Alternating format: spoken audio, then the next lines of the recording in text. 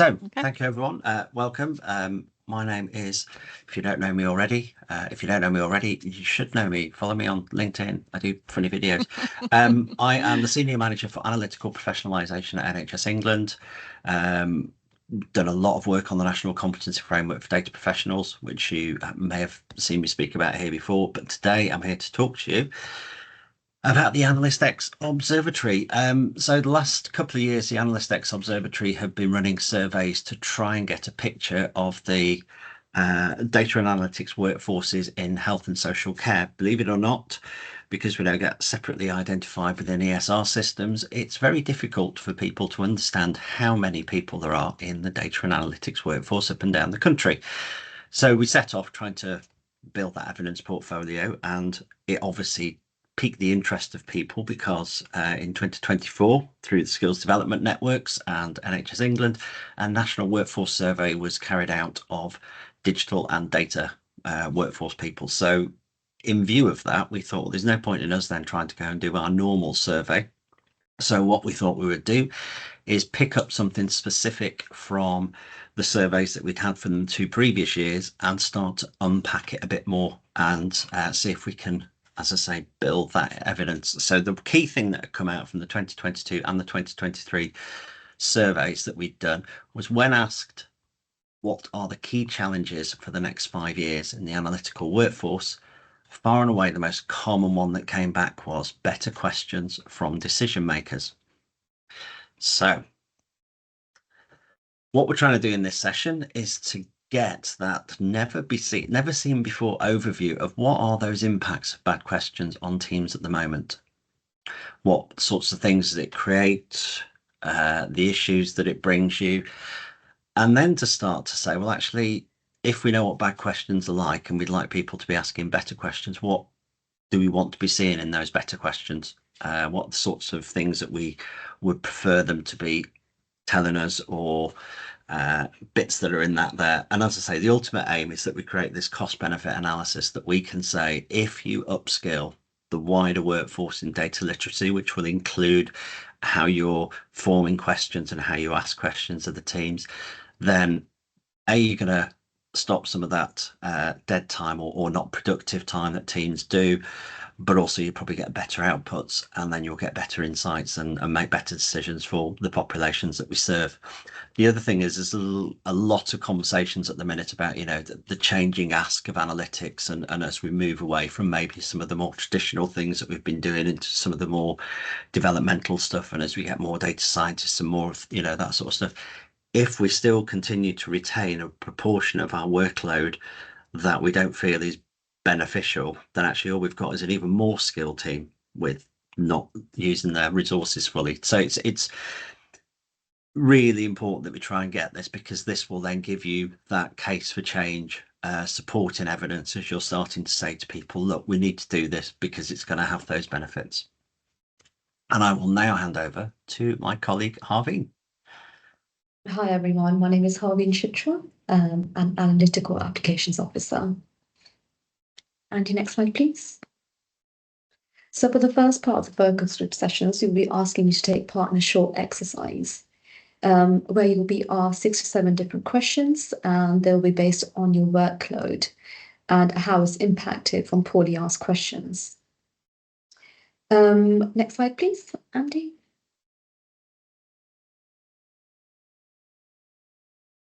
I'll now just share my screen with you and ask you to join menti.com on the code 48643909.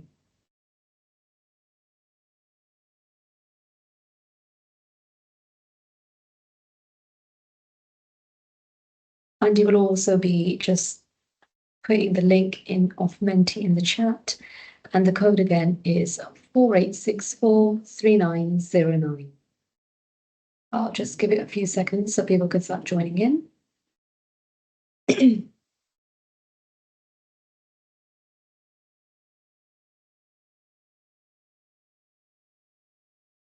And once you join in, can you just please write down in terms of your job role and your organization?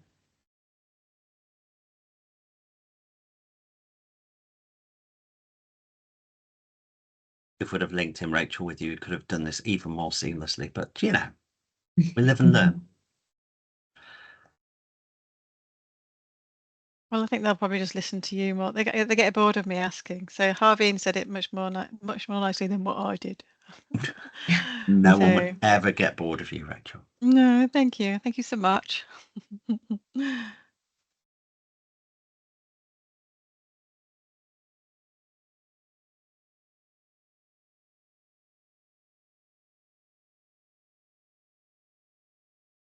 Thank you. And so for the first question, so for frequency, in your average week, how many ad hoc style questions do you have coming in as an individual or as a team? For example, this could be 2 a week or 3 a week, or maybe 10 a week or more. So please write down in terms of how many requests do come in.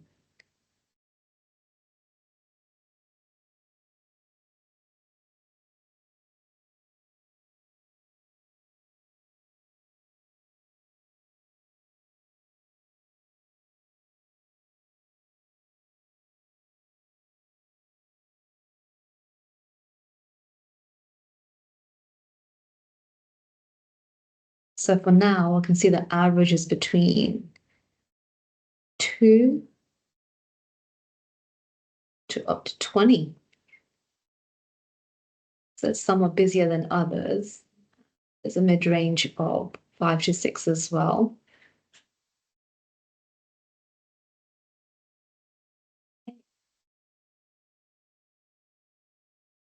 The next part is the process point. On average, whereabouts in the process are you being asked to come in? Is it at the start, very early on at the project, in the middle, near the end, or after completion?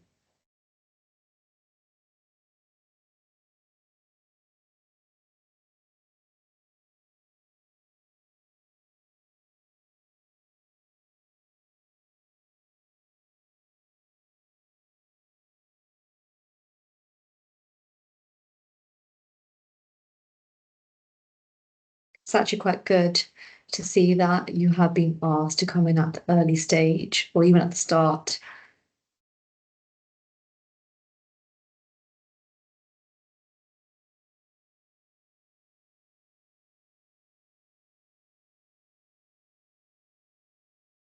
So moving swiftly on. So in terms of any further comments from the previous question, do you have any further comments to put in? Does it vary?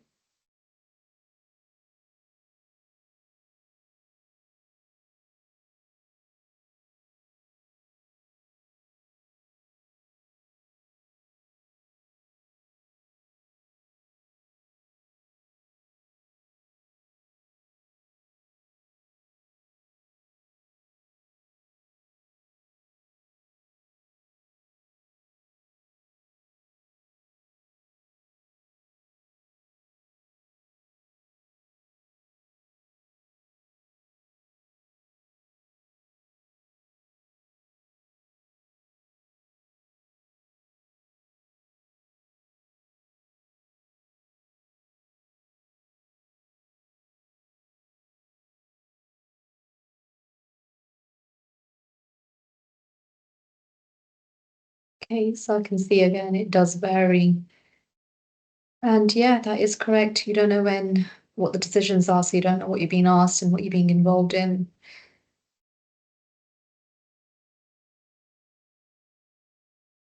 Okay.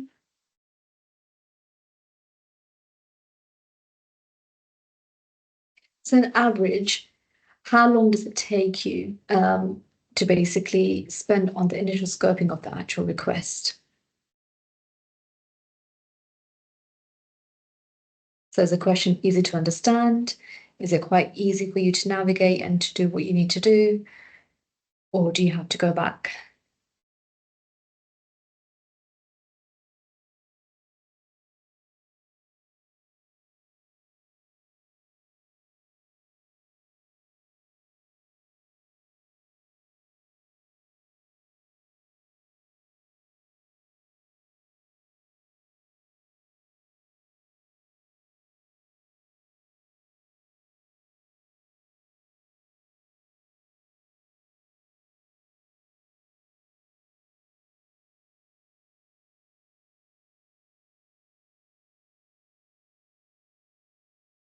Again, I can see it can take up to an hour to a few days even.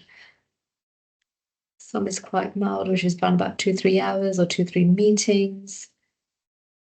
So up to a day. Can take up to 15 hours as well.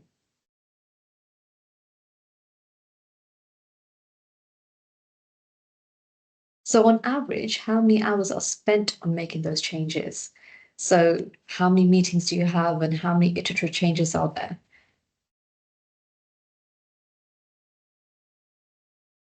So if someone asks you a question, you might have to go back. The user might ask for further questions. And then further work is needed, work provided. So how long do you take in making those changes?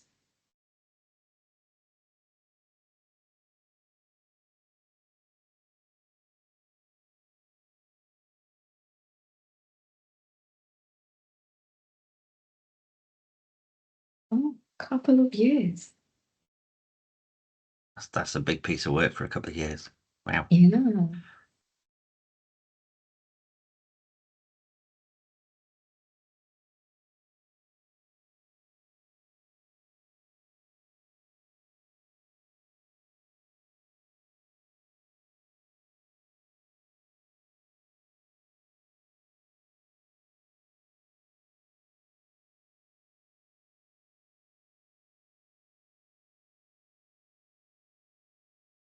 So between 2 to 3 hours to 5 minutes, a few days, a few hours. And as I said, a couple of years. That's one of the first I've seen. Okay.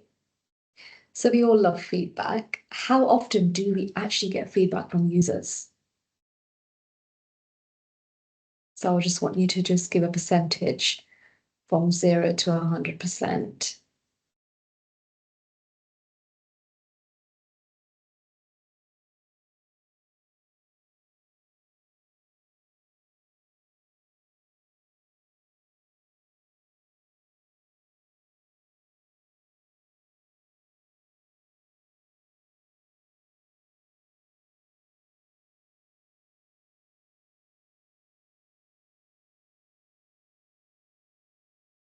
It's quite nice to see that a lot of you get 81 to 100% of feedback.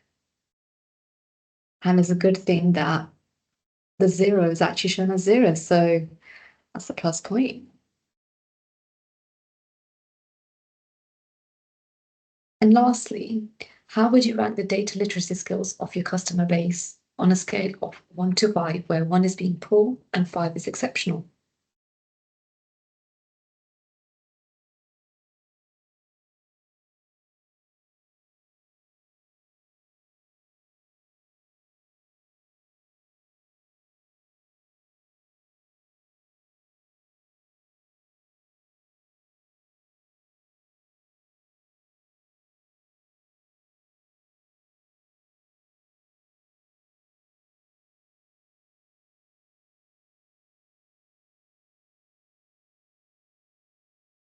Yep, so I can see it's either so-so or quite good. Okay, that's all from me, from Menti. I'll hand you back over to Andy now. Thank you, everyone. Thank you very much. So I think it's good in the respect that that people are putting, so in terms of the skills and good, because it gives us scope that we can improve those data literacy skills for people wider, which makes it that we're doing the right sort of thing. So and I appreciate there's probably a bit negative that thinking about the things that maybe don't work so well. So actually what we want to do now is to start to say, how do we start to evolve this and make it better? So if I very quickly share this slide here. So what we're going to ask you to do now is just spend a couple of minutes thinking about what are the bits that are going to be in a good question. What are those things that you want? Picking up on some of those things that you've been talking about there about why things vary in terms of how long things take, those bits that you'd like to do better, so that if we can help people understand how they structure things, then hopefully it will reduce some of the things that we were seeing as you were looking there. Now, the idea was that we're going to do a Miro board, but I can't access the chat, and I don't know how many other people can't access the chat. I have emailed Rachel the Miro link if she can put it Interesting. in the chat to do that. So I'll open my emails. I tend to shut everything down because my PC needs replacing and it goes slow. Oh, I see. I'll do that now. But people can be thinking if you leave that back on there, you leave those questions on the screen.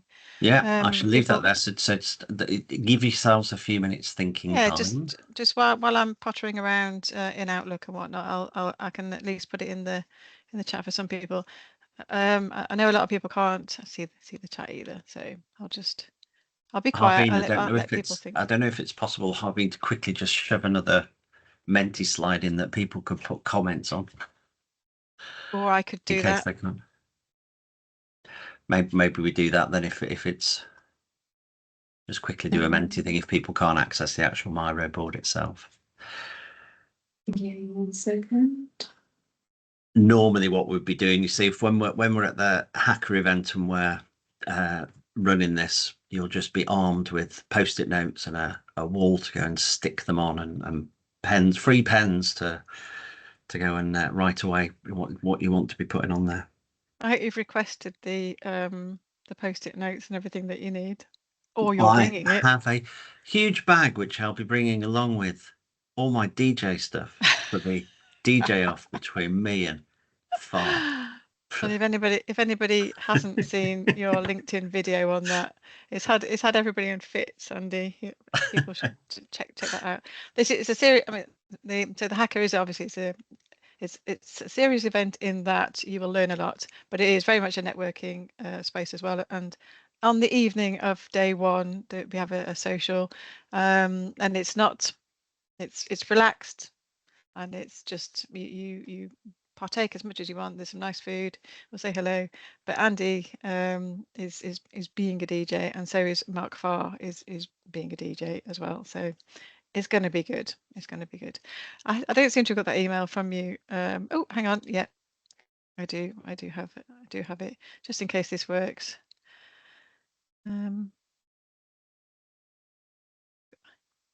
So does this mean people might be putting things in different places? The other thing I could do, I could put it on the Teams channel for the Analyst Network. I think we've got time to.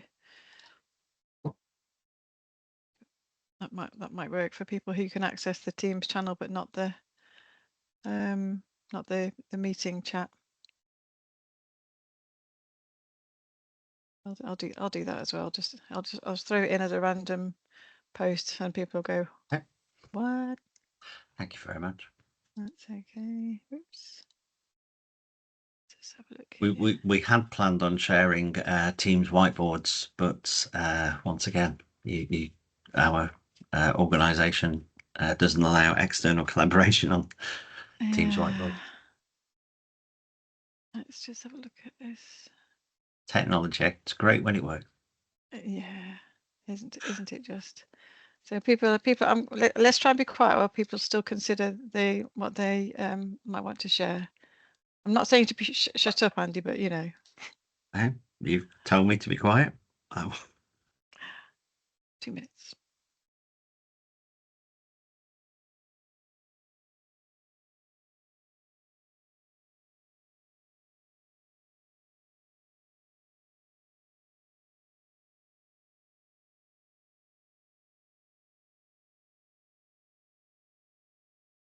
If there is any comments that you would like to add on from the mentee, please go ahead. Or if there is anything that you want to say or any questions, feel free to ask.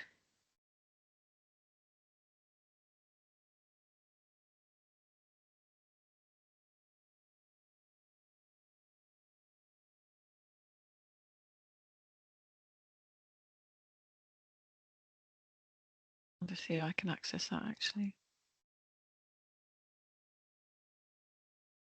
I can see that some people are in. I can see Catherine, Stacey, and Stephen. So on the left-hand side over here, you've got the sticky note. So if you click on the sticky note, choose what colour you want, pop it on the board, and then write what you want.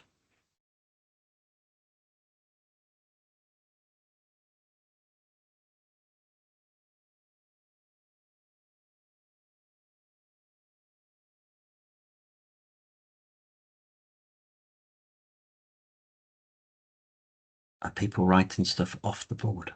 Ah, there you are.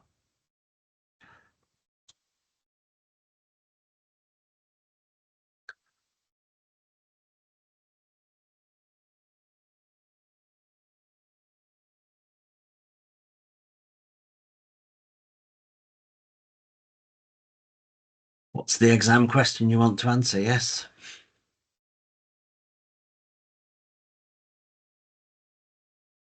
Alternatively, what's the outcome that you'd like it to say?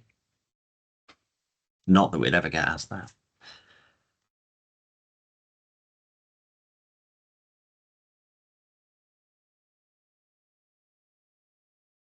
I think so. Ian said in the chat, which you won't be able to see, that is asking for his work email to sign into this, and so skeptical. But it is a safe environment, isn't it? I can reassure. Miro's widely Yeah. used, yeah. Yeah, it is, Ian. It's safe if you don't have to, but it's obviously it is safe to use.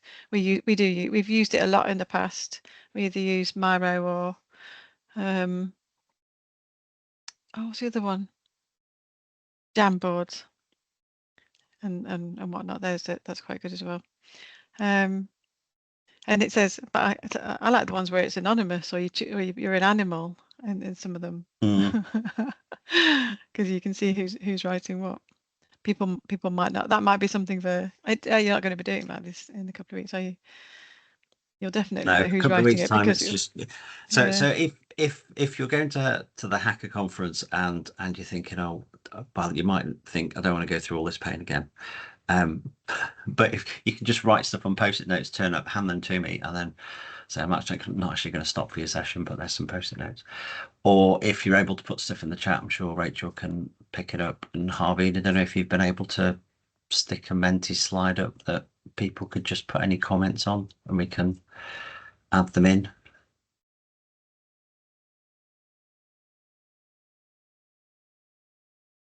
Sorry, Andy, I didn't catch what you said. Can you just repeat the last bit? Just have you been able to just kind of add an extra slide to the Menti so that people could just put comments in? I did add a slide up just so they can add comments in.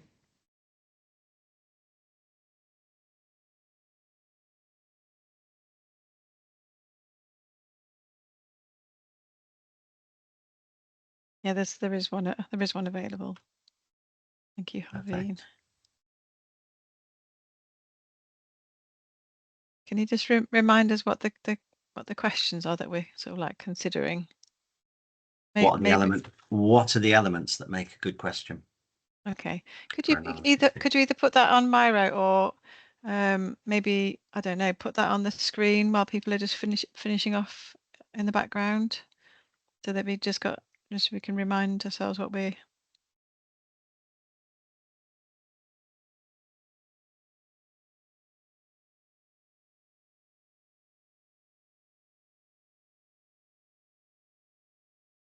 Marvelous. What constitutes a good question?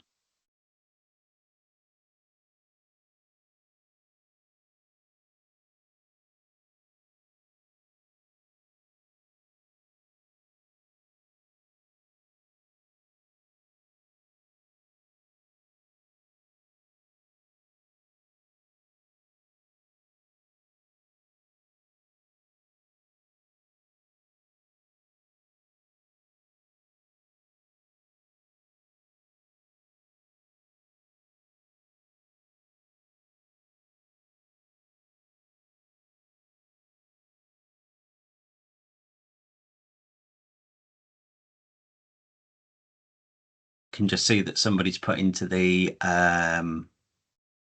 Menti comments about specific requests with patient characteristics, indication population, what's the analysis used for final output. Does anyone use the PICO approach to for getting the questions done? PICO apparently stands for population, intervention, comparator, and outcome. It's one that's come up a couple of times, but more on the local authority side. But it's just interesting that was something that people were doing. So we've got a few about knowing what the exam question is, understanding what we're trying to answer, focus on the objective, not the methods.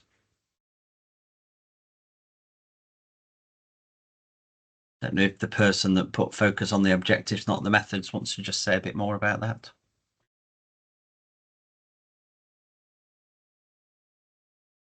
That was me, Andrew. How you doing? Hi, Steve. How are you? Fine, thank you. Yeah, I suppose I was just thinking that I worry sometimes that decision makers sometimes overstep the mark and start getting into the details of our expertise. Mm-hmm. What I need to know from the decision maker is what it is they're trying to achieve, what's the objective of the piece of analysis, what's the context they're operating in. Yeah. You know, our job is to know the data sets, to know the methods, to try and work out how to use those to answer the questions that decision makers have. And I worry sometimes decision makers feel as if they have to specify exactly what it is they want us to do, which I think is usually a limiting step rather than a helpful step. Yeah. I fully agree. I would never dream of going into the operating theatre and saying to the consultant, "Oh, by the way, can you just do these stitches instead, and maybe do that." It's part of it for me. Is this thing about the professionalisation and about recognising that as analysts we have skill sets and we have expertise, and part of that is to listen to what the issue at hand is, and then to be thinking exactly as you've been saying, what are the most appropriate data sets, what are the most appropriate methodologies in order to be able to do this, to give you the outputs that you want. So I can see Harveen's making all the post-its really big. I will try and add some of the extra ones on that we've got. There's another question in the a comment in the chat. So being clear on what they want to know, being clear to understand why they want to know it, and what will be done differently as a consequence. So what's in other words, what's the ultimate aim? I'm gonna pop that comment in the on the Miro. So it'll I'm gonna do it in pink. So if I pop that comment on the Miro, so you got them in one place. It also makes it looks like I've done some work. So thank you to Ian. So Ian's comment is in pink on Miro, and I pop that on. Somebody's put in the on the board, I don't understand the focus on questions. If all we're doing is answering questions, and it strikes me as a bad way of working, we should be partners in decision making.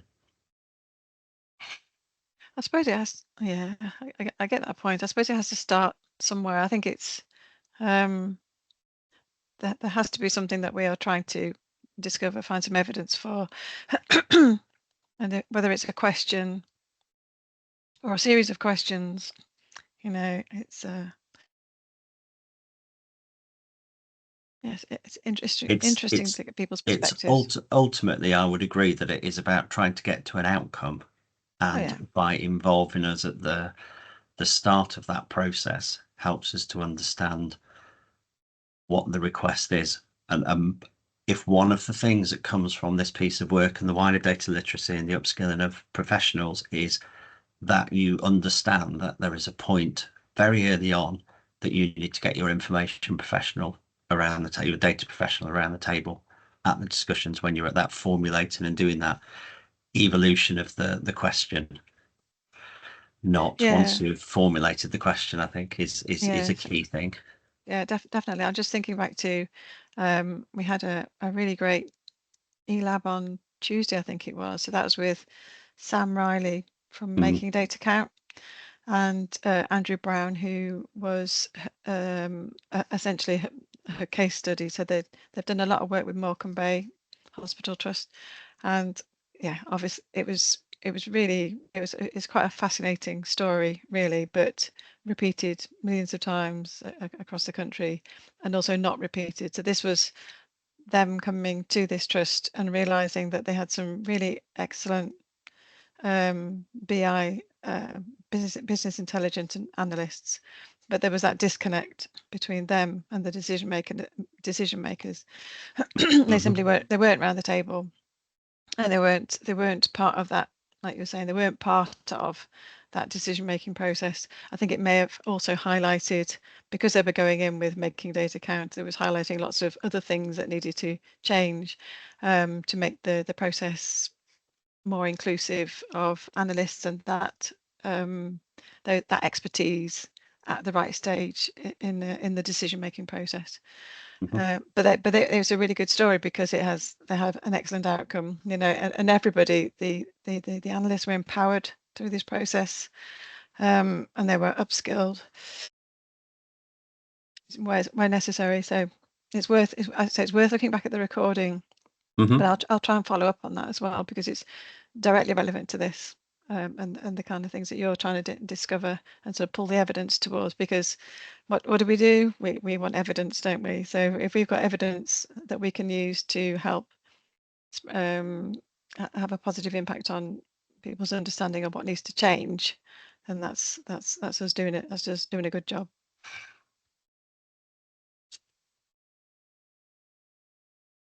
So I'll just leave it a couple more minutes for people to put stuff. I can't see many more comments coming into the Menti. I think the clear bits that are coming out are about it's about when we get involved and needing to be at the start, but getting people to be clearer about you know, or to be clear about who it is that we're looking at. Urgency I can see comes up there as well in terms of the times. The later we get asked in a process, the more likely it is to be urgent that we have to do the analysis. It's about understanding the context of where this has come from. We've all probably been asked, you know, had a request that's come in that says, can you tell me X? And when you tell them X, it actually transpires that it wasn't X or Y, it was Z that they actually wanted to know. And had you had that explained to you at the first instance, you probably could have suggested it to them. The changes that people would like, definitely. I think things like logic models are hugely beneficial in this sort of thing, about not getting people just to think about some output measures that we're going to be looking at, but actually what are the outcomes that we're aiming to try and get to. What are those differences that the population are going to be experiencing as a result of the changes that we're making? Clear and concise, definitely.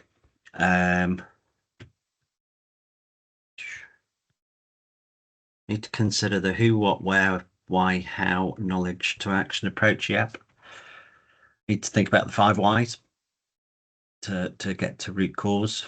Is it realistic, feasible, tractable? Yep. Issues there about resources, both in terms of have we got the data sets that are available? Is somebody talking about the data that's sat on Dave's spreadsheet that he's got on his computer that nobody else can access? Have we got time and resource to do what's been asked for us?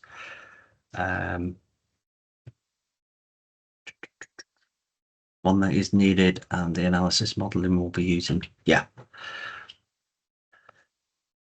We'll leave the Miro board open so you can chuck any other bits on. And if there's anything else that you feel, then, you know, please let us know through the chat, or as I say, let us know when you're at the hacker event. Because I think picking up, you know, yeah, it's, I appreciate that, you know, it's not about asking questions, but actually at the moment, too often we are not at that table at the start point to do that. And so even if we're not there, we need to get people to be thinking about how they formulate those questions better. Even better than that, we want them to be getting us there. You would not think of setting off some of the projects that people get involved in without an accountant around the table, or without HR around the table, or other professional disciplines. So it should be the same with data. It should be recognised at that same professional level of the skills that we bring to the table, not just thinking, oh, where can I get those numbers from, but process mapping, asking those critical thinking questions, you know, doing that whole sort of end to end understanding of what the aim is and how we get there through a data structured manner. Okay, the other thing, I mean, it's sort of, you mentioned a couple of things as well, but there are so many like tools and techniques and approaches that can be used to just structure this process to help people understand whether or not it's a good question, whether or not it links to the good question will be something around the outcome that they're trying to have an impact on. Fraser's just done I think he's just done a blog on commissioning for outcomes. Mhm. You might have heard that phrase before, but and the state we are with that. But it's I think a lot of people work in a kind of traditional kind of way, that they aren't aware that all these approaches exist, or these really sort of simplistic or easy to follow rules around certain approaches exist, and which would help a lot of people. I was going to say something else, but I've completely lost my thread. I should write things down, shouldn't I? I should write it on here, even better. Yeah, I will. I mean, there's just so much. It's a huge subject, I think. But ultimately, one of the key things, aside from being in the right spaces as an analyst in the process, is that key relationship between analysts and decision makers, and it's a two-way thing. Obviously, it's not two ways. It's a multi-way thing. So for the analysts to be able to articulate what they are able to bring to the table and the conversation, and for the decision makers to be able to hear that and understand it in a way that they can sort of have a joint understanding about how to frame the question and how to share it with the analysts or the analytical support in a way that they can translate it and give them what they need in order to make a decision on it, and so on. So it's a complex process, but it can be broken down, and it's all about relationships, Andy. It is, which is key. Something just as you're saying then about the series of questioning, the ultimate question that we often try and get to is actually is this beneficial? Is this something that we should be doing? Yes or no? And there's a whole series of steps that you get there. And one of the guys that was on the session yesterday was saying he used to do this within a financial kind of environment where they basically whittle it down to get to that endpoint to say, well, have we got enough evidence to say yes, this is something that's worth doing, this is something that actually is bringing those benefits that we want, and the skills that we bring. And it's a dialogue thing, and I know that's where a lot of people come on to kind of that softer skills bit that analysts want to have. But this is about evolving the different styles of analysts and the people that we those people that are going to sit down with people and have those conversations, and those people that are more going to be looking at the actual technical data infrastructure and doing some of that analytics. But how we maximize, we're saying we're a professional workforce, we are all committed. Everyone that's on this call is committed to developing their own learning, to building up their CPD, to enhancing their understanding and their skills. And what we want to do is to be able to maximize how we do that. And if one of the ways that we can help to maximize doing that is by getting people to understand better what we're doing, to think more about their questions and how they want to be engaging with us as a professional workforce, then that's brilliant. And if we can do that through the work on the data literacy, if we can start to make people understand that by improving this communication and improving this closer working with your analytics teams, that you're going to get those better insights. And some people might already be on the call going, well, we've already got that, we don't need to do it, which if you have is fantastic. But I will know there's an awful lot of people on this call who don't get that kind of linking in that interaction. And some of the slides that we saw where we don't always get involved early enough in the process, or we don't always get the feedback that maybe we should do. It's building that and pushing ourselves forward as a hugely professionalized workforce.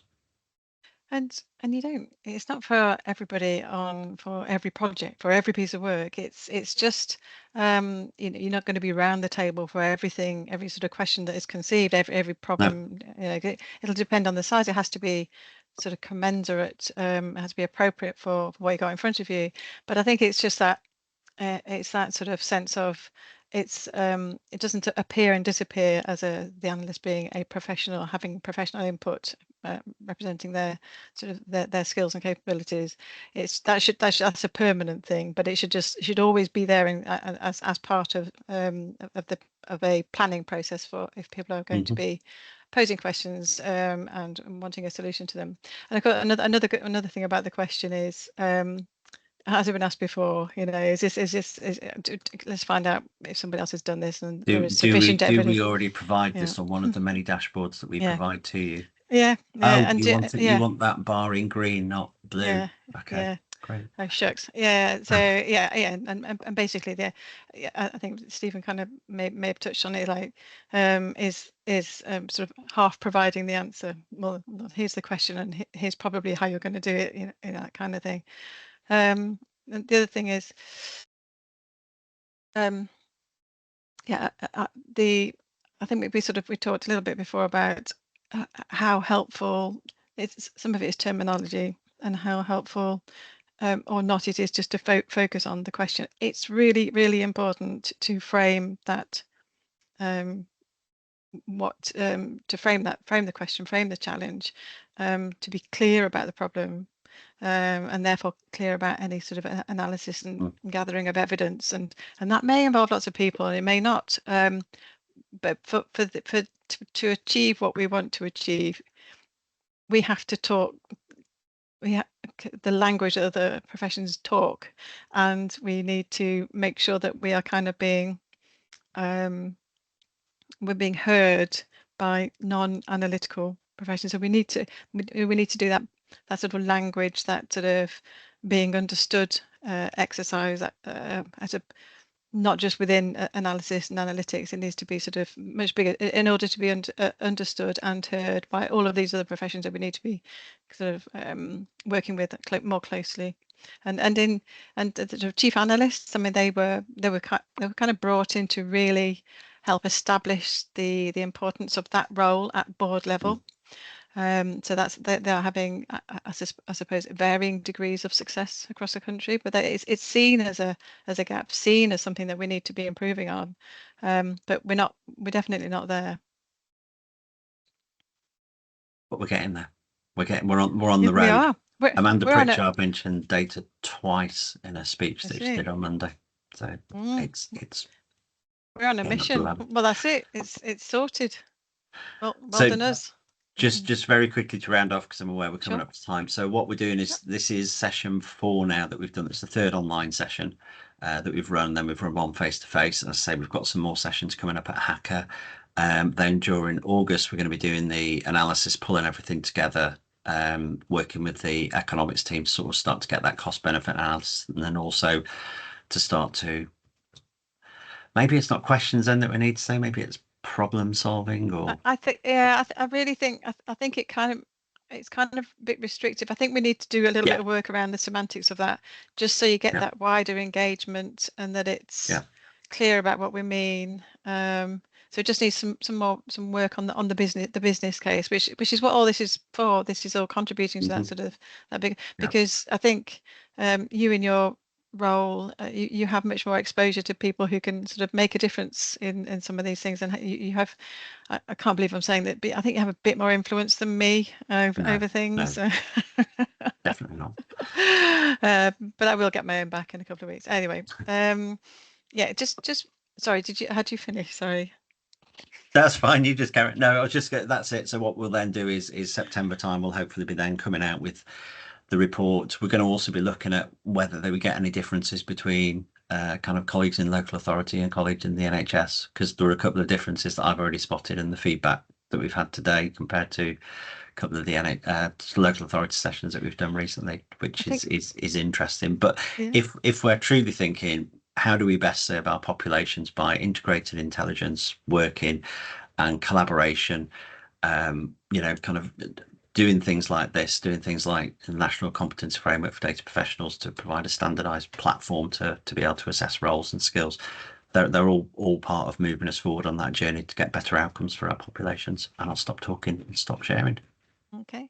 Thank you, Andy. That's and Harvey, and I really enjoyed that chat. I think we could there's a lot to talk about here, isn't there? There's a lot of contributions I think that everyone on the call can make, and I'm not surprised there are differences between different organizations and different areas as well, and a lot of it sometimes is the nature of the work you do, the nature of the relationships that you have with the people that are asking those questions of you, and how the work comes to you, whether it's whether you're part of a group on a particular topic, or whether you're just sort of part of a generic team of analysts and you get sort of more random, more generic requests.